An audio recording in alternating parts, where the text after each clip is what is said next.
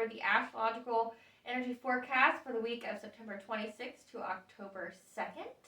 So the Libra New Moon is today. So with new moon and full moon energies, think 24 hours before the moon phase occurs, as well as 24 hours after. That's when the energies are still prevalent.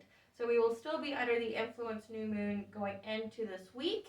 And the Libra new moon is all about illumination. And because Jupiter is active at this time, we'll have expansion that will lead to a promise of a positive outcome.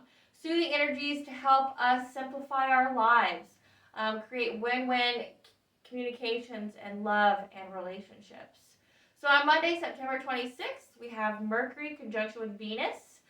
This is blended energies of communication, intellect, romance, creativity with older goals, helping us to revisit things that we have put aside, helping us wrap them up, giving us that little life force that we need, that spark to get our goals to come to fruition. Sun opposition Jupiter.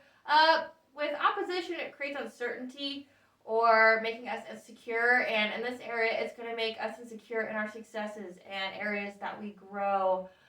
Mercury trines Pluto as well on Monday, which is accepting intellectual communications that leads to passionate transformations. It's going to be introspection of deep interest, so a lot of going within on Monday.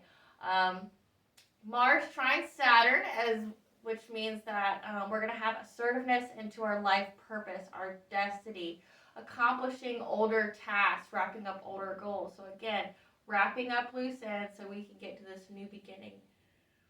September 27th, so Tuesday, we have Moon in the Scorpio, which with Scorpio energy, it's intense, intuitive energy, wanting us to be more private and go inward. So think the Hermit if you're into tarot cards. So it's a big introspective beginning of the week.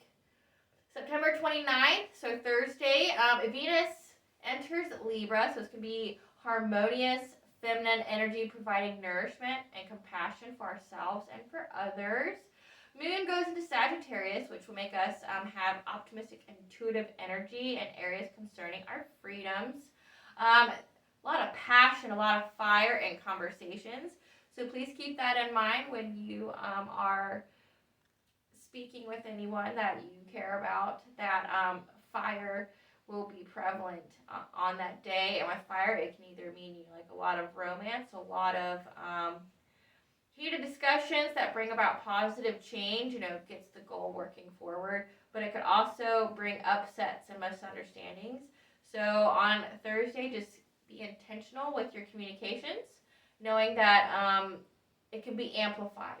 And it can be amplified in a good way or a bad way. It all kind of just depends on you and how you handle it.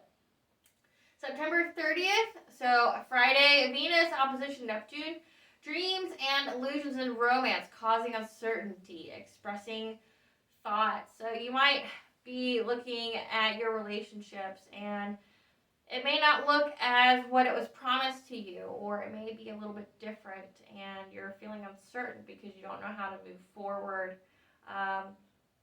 Just keep to the goal, keep to the original, what you were originally trying to manifest. Just because something doesn't look like how you thought it would doesn't mean it is not good for you or will lead to a positive outcome. The universe has, like how they say God works in miraculous ways.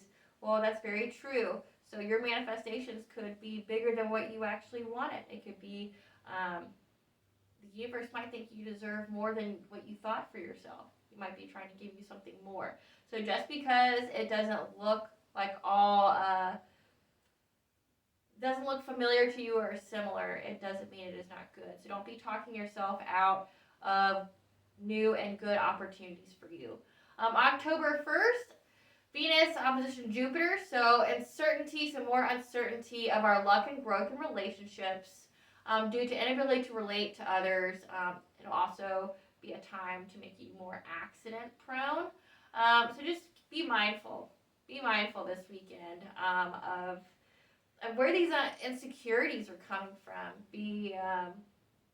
Take notice of the root thought of how you got to here. What's making you second guess your blessings? What's making you second guess your abundance? Understand where that's coming from, so you don't thwart your abundance, because when you have negative thoughts, you lower your vibrations, and you could literally be blocking the abundance that you've been working very hard to receive. So, and then October 2nd, the moon is going to be in Capricorn. It's going to be intuitive energy and matters of leadership and ambition, making us more organized and planning, breaking old habits. So with Mercury Retrograde, they say it's not always just a past relationship that comes forward. It could be old, outdated habits and things that you've been trying to get rid of. This is going to be the time where you might go, hey, this isn't what I want to do. I've worked really hard to get past this point. I worked really hard to get past this point. I don't want to go back to old ways of doing things. And Mercury does go direct. And when Mercury goes direct, that means communication. Like this whole week can be summed up into one word: communication. And because that's the centralized theme, the corresponding chakra for this is the throat chakra. This is our power of will and surrendering to divine will. It's also for us to express our authentic selves. It's the area of expressing our truths, being true to ourselves, because all illness stems from the throat chakra. Because choice is involved in every aspect of our lives, and therefore every illness. So the throat chakra makes up the throat, the thyroid, the trachea, the neck vertebrae, the mouth, teeth and gums, esophagus, parathyroid, and hypothalamus. This is the sacred truth of choice and consequence of spiritual karma. So the laws of cause and effect are big with the throat chakra, because every choice that we make, every thought and feeling we have is an act of power that has biological, environmental, social, personal, and global consequence. So everything that you do has a consequence. That's just a basic truth that's in almost every single spirituality, that what you put out comes back. So our faith and our power of choice are the power of creation itself. Thoughts have weight. And in lore, as well as in certain books teaching witchcraft, they actually tell you that you taking a thought, so your intention, and using an action such as dance, painting, building, speaking, is a way of essentially doing a spell. It's doing magic, because you are taking a thought, your intention, and you're forcing it out into the universe. The throat is the gateway to manifestation, as when we speak, we have the dispelling of our words. We're putting our thoughts, our convictions, our willpower behind what we say. And that putting that action out there is what gets our intention out into the physical. So keep in mind, first it's an intention, then it becomes a behavior, then it becomes a habit, then it becomes a practice, then it becomes second nature, and then it becomes part of your identity. So the throat is the gateway between the head and the heart, and to act with unison, and to act with unison is a balanced overall individual. So we're going to be very intentional with our intentions and speaking them out. So that's with anything. There's lots of mantras out there, as well as I'm trying to think of what they're called.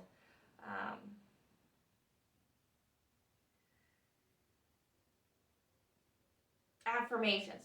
I don't know why I blanked on that. So there's affirmations out there for that, because when you speak it, you are forcing that out into the universe. You're creating an action for something that you thought to be manifested out into the physical. So positive affirmations can be great at this time. Like, I am beautiful. I am powerful. What I think and what I feel matters. I'm important to the world. The things that I do are major contributions to the world. That my life has meaning. Like, those are positive affirmations. There's lots of different groups out there that have affirmations for any and every kind of chakra, as well as any kind of state of being. They have those. That's good. But it also works in the opposite way, is negative self-talk. When you have negative self-talk, you lower your vibrations because you're causing doubt within yourself, and yourself is essentially the only thing that you can control. Just you. You can control what you do and how you handle things. That's it. You can't control anyone else. You can only control you and how you respond to the world. That's the only thing you control. This week is also about internal dialogue, so introspection. So going within to figure out what our soul purpose is, what our soul destiny is. Deep interests that were probably buried before are going to be brought to light with that illumination, okay, from the Libra New Moon. So over the week, we're going to probably have an idea of what we need, or an interest of ours that's in closer alignment to our soul purpose, what we are supposed to do here, okay? And because this is a week of communication, when we go within, there may be some things that don't resonate with us very well. There may be some things that need some clarity. So here's some tips for having difficult conversations, because even though it's a difficult conversation, it still has to be said, because you cannot suppress your throat chakra. Unless you're just trying to get sick all the time and have lots of problems and all the other areas of your chakras, because illness starts here first and it cascades down to the others. You have to verbalize what your truths are, what matters to you. You have to. No, I'm not talking about being a jerk and just going out and like info exploding on people, or just going, well, I thought this. Like, we're not doing that. You're just supposed to uphold your values if ever brought into question. Okay? So tips for having the difficult conversations. Use I statements. I feel. I think. This looks like this for me.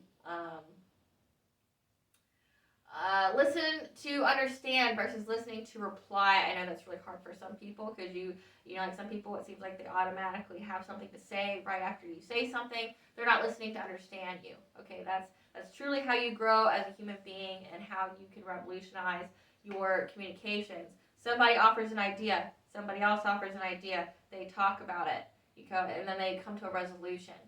That's how a conducive conversation should be. Here's my perception, here's your perception. Oh, I'm sorry you felt that way. Oh, I'm sorry you felt that way. Let's work to a resolution. How can we not do this next time, to possibly violate a boundary or something of each other that we didn't know that we were going to violate? That's what you would do, okay? Be honest. You're not doing anyone any favors by lying to people when you're trying to have that direct communication. Be honest to yourself and be true to your authentic self. When speaking your values and what matters most to you. Clear set intention prior to starting the conversation. Have in your mind what you wish to accomplish in this conversation, and formulate what you should do based off that. Like, nobody should be having a conversation just to confront and to hurt someone's feelings. That shouldn't be your intention. If it is, you need to really look at yourself. You need to use that introspection and figure out what place you're coming from, because no conducive relationship is going to speak like that. Just like you're not going to name call, which is the lowest form of argument. We don't name call. We don't do anything that's beneath us. To truly represent yourself and what you value and what you feel, you should not need to name call. You should not need to degrade another person to express your truth. Because if you're doing that, then maybe you don't have as good as intentions as you thought you did, and you have areas of opportunity for growth that you need to get through. Focus on issue, not the person.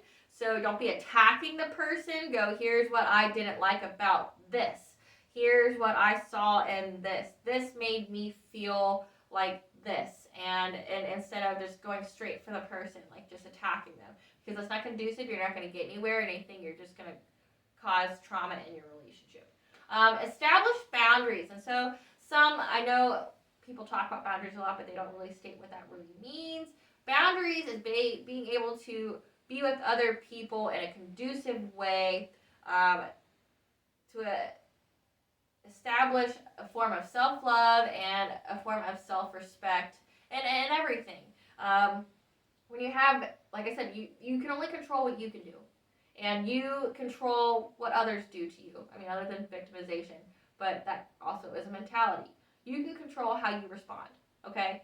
So if someone has violated a boundary of yours, first you have to go, hey, here's my boundary. And if somebody violates that, you go, hey, I'm not cool with that. If this happens again, you can't be in my life. That's upholding a boundary. You're stating what is required to be in your presence, what's necessary to be in your life, because like attracts like. If you allow lower vibrational people to be around you, like people who are putting other people down, people who are speaking, but they're speaking negatively, they have nothing positive to say, that's lower vibration, and then you're going to attract those kind of circumstances to you, versus if you establish a boundary of, hey, I will not tolerate lying to me or about me or anything like that. Otherwise, you cannot be in my life. If you establish that, then you've cut out people who are not meant for you. I mean, so you're doing yourself the service of speaking your truth and upholding what matters to you. Okay. So here's some sentences. I'm not comfortable discussing this with you. Topic. I can't take on additional responsibilities right now. I know this happens with families a lot, where you want to help, you want to be there, but you might feel depleted. Your cup might be a little empty, and you don't really have the capacity to take on more, because to do so would be to limit your self-care, which limits your self-love. You know, you're not doing anybody any favors by running yourself ragged. Like an empty cup serves no one. So stating that, just saying the word no. Like, no, I'm not doing that. No, I'm not allowing that. No, this isn't meant for me. That's a good thing to do. I can't do blank, but I'm open to trying blank. So learning compromise, like where there's a win-win. So utilizing that Libra New Moon energy. Win-win in communications. Like, oh, I don't like this, but I'm open to doing this. Speaking your truth, taking up for yourself. It's normal to be upset at people and communities that you used to abandon yourself in order to be in. So this is an example of, say, if you were brought up in a religion that doesn't encompass your values, that it demeans who you are, it degrades you. It is perfectly perfectly okay to be upset at those communities. Not to let it completely control and take over your life. Not what I'm saying there, but it's okay to have some kind of response to that. Like, because if you're having an emotional response, your body and your mind's letting you know areas that you need to work on that could be what's holding you back from the true manifestations that you're trying to get.